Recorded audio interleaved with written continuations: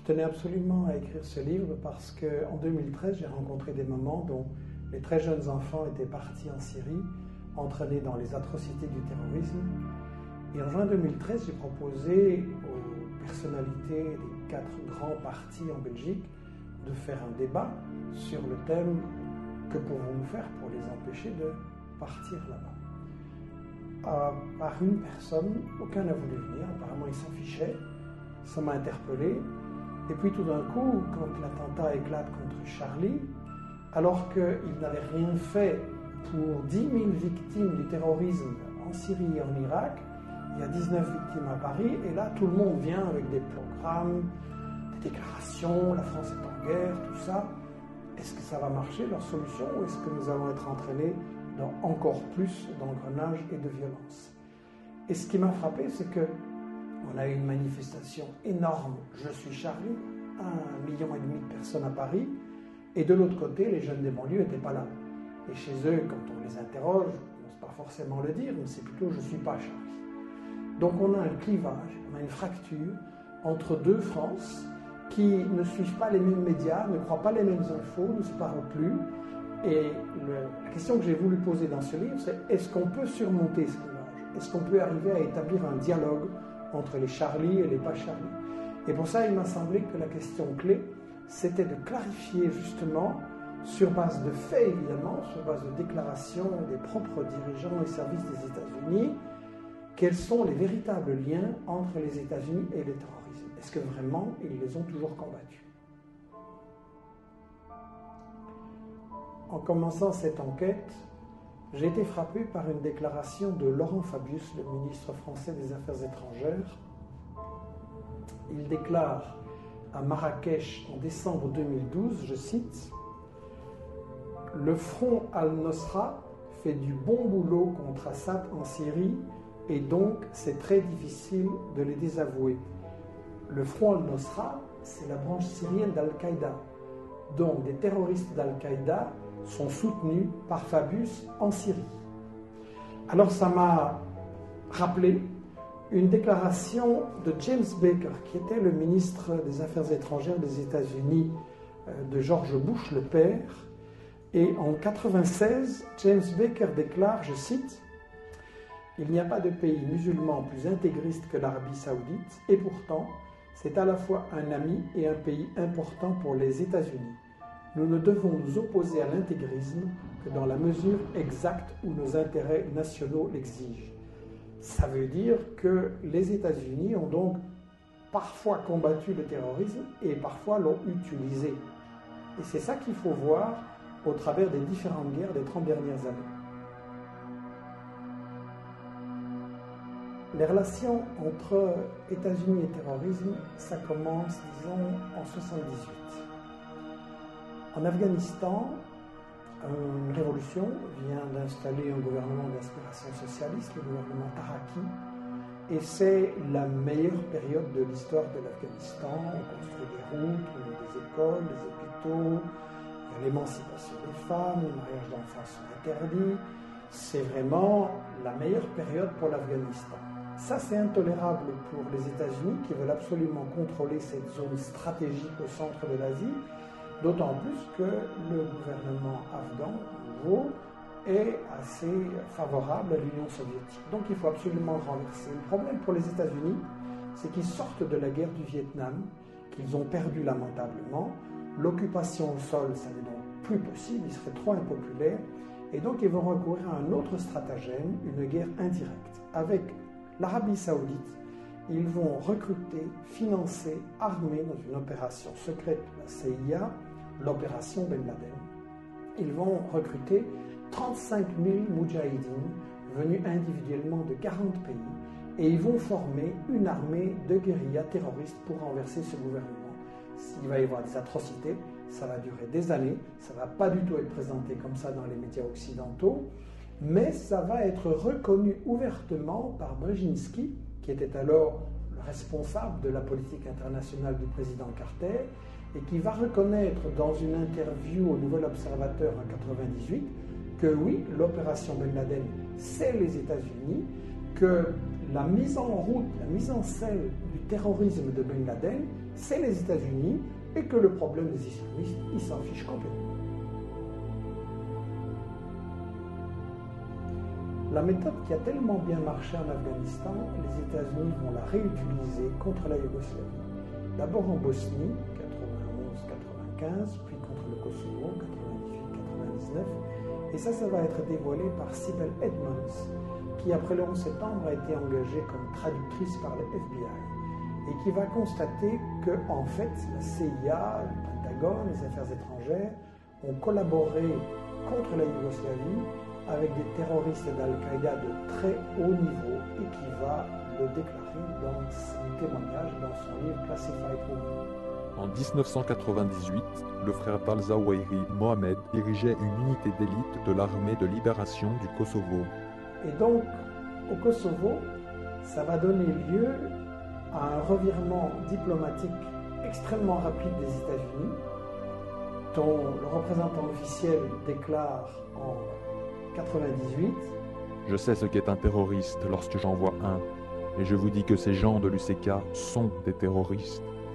Et 4 mois plus tard à peine, les affaires étrangères déclarent officiellement exactement le contraire. L'opinion des États-Unis n'est pas que l'UCK est terroriste. Je me suis rendu en Irak en 2002, peu avant que n'éclate la guerre de Bush. Et en parlant aux Irakiens, aussi bien les pro-Saddam que les anti-Saddam, il était très clair que les États-Unis allaient affronter une résistance terrible parce qu'aucun Irakien ne voulait d'eux comme force d'occupation. La résistance a d'abord été dispersée et puis les forces ont commencé à s'unir et le fait que les sunnites et les chiites coopéraient militairement sur le terrain pour résister, ça c'était un gros problème pour l'occupation des États-Unis. Le danger, c'est que nous pensons qu'il peut y avoir jonction à la base entre les sunnites et les chiites. Nous devons tout faire pour l'empêcher.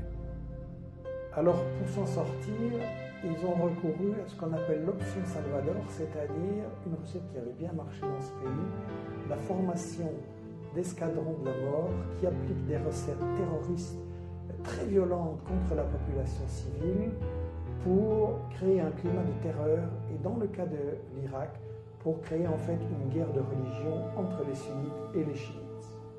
La seule manière dont nous pouvons gagner, c'est de passer aux méthodes non conventionnelles.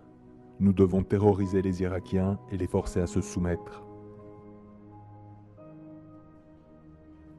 En 2011, en Libye, pendant les bombardements de l'OTAN, je m'étais rendu compte que Kadhafi avait ses adversaires, ce n'était pas un modèle de démocratie, mais qu'il avait aussi un très fort soutien dans la population parce qu'il avait apporté aux Libyens un bien-être social exceptionnel.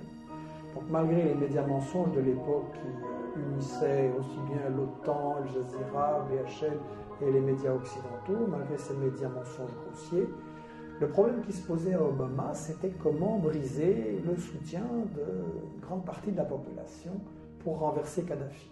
Il ne voulait absolument pas débarquer ses troupes au sol.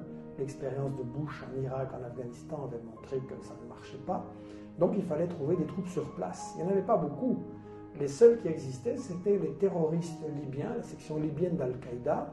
Et donc on a eu un renversement d'opinion absolument ahurissant, avec en 2007 des sources officielles des États-Unis qui déclarent que ce sont des terroristes. La région de Benghazi à Tobrouk représente une des plus grandes concentrations de terroristes au monde. Et puis en 2011, les sources officielles des États-Unis qui disent que non, ce n'est pas des terroristes, c'est des combattants pour la démocratie. Des douzaines d'anciens combattants du GICL participent aux efforts des rebelles visant à renverser Kadhafi. Ils le font à titre personnel, pas comme groupe constitué. Après la Libye, comme nous l'avions prévu, les armes ont été exportées, et les terroristes avec, vers des pays africains, pas n'importe quels bien entendu. C'est frappant de voir que les terroristes interviennent toujours là où il y a des ressources naturelles importantes.